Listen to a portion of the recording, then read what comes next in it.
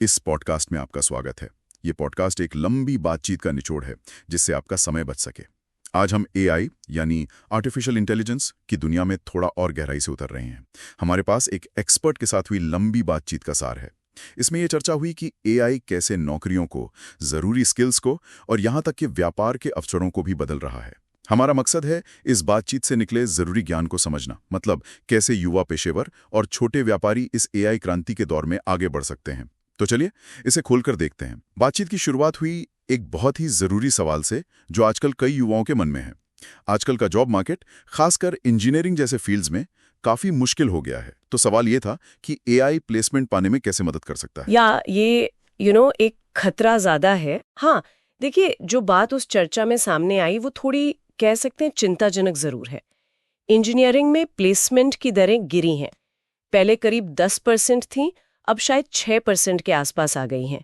और इसकी एक बड़ी वजह एआई एजेंट्स है, मतलब ऐसे एआई प्रोग्राम जो खुद ही काम कर सकते हैं और ये अब कोड लिख सकते हैं, वो भी शायद एक मिड लेवल इंजीनियर से बेहतर और ज्यादा तेजी से। अच्छा, मिड लेवल इंजीनियर से भी बेहतर? जी हाँ, और इससे भारत का जो पारंपरिक आईटी आउटसोर्सिंग मॉडल है वो अब खतरे में है, क्योंकि एआई कोडिंग का बहुत सारा काम खुद कर सकता है, तो फिर इंसानी कोडर्स की जरूरत वो कम हो सकती है। ये तो बड़ी बात है। और एक दिलचस्प बात और निकली, भविष्य की प्रोग्रामिंग भाषा हो सकता है वो अंग्रेजी ही हो, मतलब एआई को सही तरह से निर्देश देना, जिसे प्रॉम्प्टिंग कहते हैं। पर जो असली बैकएंड भाषा होगी एआई की, वो शायद इतनी अलग हो कि हम इंसानों से समझ ही ना पाए। नौकरियां तो बदलेंगी। गार्टनर की एक रिपोर्ट का भी जिक्र हुआ था। उसके हिसाब से 2028 तक लगभग 50% इंजीनियरों को अपनी नौकरी बनाए रखने के लिए बहुत जरूरी तौर पर अपस्किल करना होगा, मतलब नई चीजें सीखनी होंगी। 50%? ये तो बहुत बड़ा नंबर है। हाँ, बिल्कुल। और मार्क ज़करबर्ग का भी मानना है कि मेटा जैसी कंपनियों में मिड लेवल इंजीनियर्स शायद बचेंगे ही नहीं। सिर्फ जो टॉप के लोग हैं, जिनकी सोच मौलिक है, ओरिजिनल है, या फिर वो लोग जो इन एआई एजेंट्स को मैनेज कर पाएंगे, शायद वही टिकेंगे। जो रूटीन वाले काम हैं, दोहराव वाले काम हैं, जहां मौलिक सोच नहीं लगती, वो नौकरियां तो एआई ले ही जाएगा। तो इस बदलाव के दौर में फिर कौन से स्किल सबसे ज्यादा जरूरी हैं? क्या अब भी वो पुराना तरीका चलेगा कि किसी एक चीज में स्पेशलिस्ट बन रहा? नहीं, देखिए, बातचीत का एक अहम पॉइंट यही था कि अब शायद वो सुपर स्पेशलाइजेशन का जमाना नहीं रहा। भविष्य है एआई जनरलिस्ट का। एआई जनरलिस्ट, ये क्या होता है? ये वो इंसान होगा जो एआई को एक टूल की तरह इस्तेमाल करके अलग अलग फील्ड्स की समस्याएं सुलझा सके, चाहे वो मार्केटिंग की समस्या हो, प्रोडक्ट की हो, या फिर कोडिंग की। एआई की मदद से वो सब कर पाए। इससे वो पुराना मॉडल जो था कि 80% स्पेशलिस्ट और 20% जनरलिस्ट, वो शायद पलट जाएगा। अच्छा, कैसे? अब शायद 80% एआई जनरलिस्ट होंगे और 20% बहुत ही गहरे स्पेशलिस्ट। ओह, ये तो बिल्कुल उल्टा हो गया। तो फिर ये एआई जर्नलिस्ट बने कैसे? कोई तरीका है? हाँ, उस बातचीत में एक 5 लेवल का रोड मैप भी सुझाया गया था। लेवल 0, बस शुरुआत करें, एआई टूल्स को एक्सप्लोर करें, जैसे चैट जीपीटी, जेमिनाई, क्लॉड, देखें कि क्या क्या मुमकिन है। लेवल 1, फिर समझें कि ये एआई और एलएलएम्स काम कैसे करते हैं, प्रॉम्प्टिंग के बेसिक्स सीखें, मतलब एआई से सही तरीके से सवाल पूछना या काम करवाना। लेवल 3, सिर्फ टेक्स्ट तक सीमित न रहे, एआई से इमेज, वीडियो, ऑडियो बनाना सीखें। इसके लिए स्टेबल डिफ्यूजन, रनवे एमएल जैसे टूल्स हैं। लेवल 4, एआई का इस्तेमाल करके प्रोडक्ट्स बनाना सीखें, छोटे मोटे टूल्स बनाएं। यहाँ बिना कोड के भी शुरुआत कर सकते हैं और प्रोडक्ट सेंस डेवलप करें।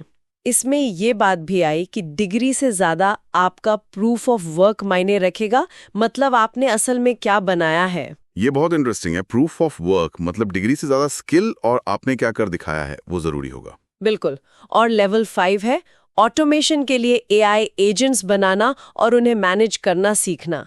इसके लिए make.com, Zapier जैसे प्लेटफॉर्म्स काम आ सकते हैं। वाह, ये 5 लेवल का फ्रेमवर्क तो काफी प्रैक्टिकल लग रहा है। खासकर ये प्रूफ ऑफ वर्क वाली बात, ये सोचने का नया तरीका है। अच्छा, ये तो हुई व्यक्तियों की बात, उनके स्किल्स की। लेकिन जो लोग पहले से अपना बिजनेस चला रहे हैं, खासकर छोटे व्यापारी जैसे किराना स्टोर वाले या छोटे दुकानदार, वो एआई का फायदा कैसे उठा सकते हैं? और क्या कोई नए अवसर भी बन रहे हैं? हाँ, छोटे व्यवसायों के लिए भी सुझाव थे। एक्सपर्ट का कहना था कि शुरुआत आसान रखें। जैसे एक किराना स्टोर वाला है, वो ग्राहकों तक पहुंचने के लिए व्हाट्सएप अनाउंसमेंट चैनल यूज कर सकता है। अपनी मार्केटिंग के लिए संदेश या पोस्टर वगैरह बनाने के लिए एआई का इस्तेमाल कर सकता है, जैसे मेटा एआई या चैट जीपीटी से फटाफट बनवा लिया। हाँ, ये तो आसान लग रहा है।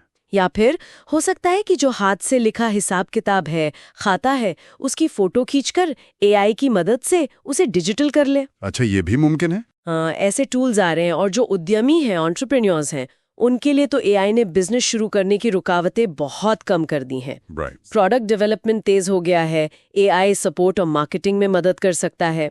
बातचीत में ये भी कहा गया कि आप शायद एक $10 मिलियन का बड़ा बिजनेस बनाने से ज्यादा आसान है 10 $1 मिलियन वाले छोटे बिजनेस खड़े करना, क्योंकि एआई बहुत कुछ संभाल लेता है।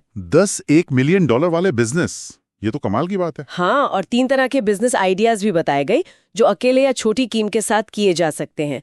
पहला, ऑटोमेशन एजेंसी, मतलब छोटे और मंझोले व्यवसायों को एआई समाधान लागू करने में मदद करना। ठीक है। दूसरा, वाइब कोडिंग स्टूडियो, यानी ऐसे लोगों या कंपनियों के लिए कस्टम पर्सनल एआई टूल बनाना जो खुद कोड नहीं करना चाहते। और तीसरा, सर्विस एज अ सॉफ्टवेयर, मतलब एआई पर आधारित सेवाएं देना, जैसे एआई वाला कस्टमर सपोर्ट वॉइस एजेंट। इसमें अगर कहीं एआई फंस जाए तो मदद के लिए इंसान भी हो सकता है। उसे कहते हैं human in the loop. Automation agency, custom AI tools और सर्विस एज अ सॉफ्टवेयर, ये तो काफी सॉलिड आइडियाज लग रहे हैं। तो कुल मिलाकर तस्वीर ये बन रही है कि एआई, हाँ, ये कुछ पुराने दरवाजे बंद जरूर कर रहा है, लेकिन साथ ही ढेरों नए मौके भी बना रहा है। बस जरूरत है सीखने की, बदलने की, अडॉप्ट करने की। बिल्कुल सही कहा आपने। संक्षेप में यही बात है, एआई बदलाव तो ला रहा है, डिसरप्टिव है, लेकिन जो लोग सीखने को तैयार हैं, बदलने को तैयार हैं और ये एआई जनरलिस्ट बनने को तैयार हैं, उनके लिए मौके बेशुमार हैं। और हाँ, मौलिक सोच यानी ओरिजिनल आइडियाज, उसकी कीमत अब भी बहुत ज्यादा है, शायद पहले से भी ज्यादा। एक और दिलचस्प बात थी जो चर्चा में आई, वो थी एआई एजेंट्स के मीटिंग्स में शामिल होने की संभावना और एआई के खुद अपनी ऐसी भाषा विकसित करने की जिसे शायद हम इंसान समझ ही ना पाए। अपनी भाषा जो हम समझ ना पाए। हाँ, जरा सोचिए उस भविष्य के बारे में जब एआई हमारी समस्याएं तो हल कर रहा है, लेकिन उसकी सोच या उसकी समझ हमारी समझ से बिल्कुल मौलिक रूप से अलग हो चुकी है। ये तो वाकई सोचने वाली बात है। हाँ, कि वो हमारी मदद तो कर रहा है पर हम उसे समझ नहीं पा रहे। हाँ, ये एक सवाल है जो दिमाग में घूमता रहता है। खैर, ये भविष्य की बातें हैं, पर सोचने लायक जरूर है।